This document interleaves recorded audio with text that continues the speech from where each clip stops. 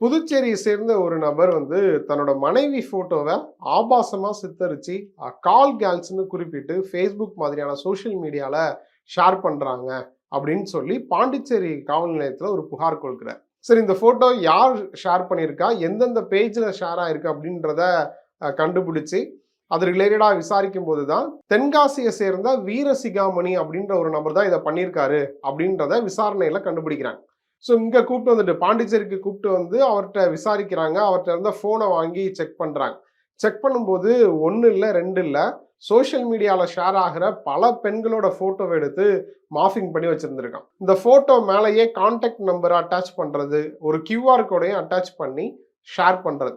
இப்போ அந்த அந்த கான்டாக்ட் நம்பர், அதுல குறிப்பிட்டிருக்கிற கான்டாக்ட் நம்பருக்கு நீங்க கால் பண்ணாலோ இல்ல மெசேஜ் பண்ணாலோ ஒரு குறிப்பிட்ட தொகையை அனுப்புனா நம்ம பேசலாம், வீடியோ கால்ல வரேன் அப்படின்னு ஏதாவது ஒன்று சொல்லி அமௌண்ட்டை வாங்கிடுறது.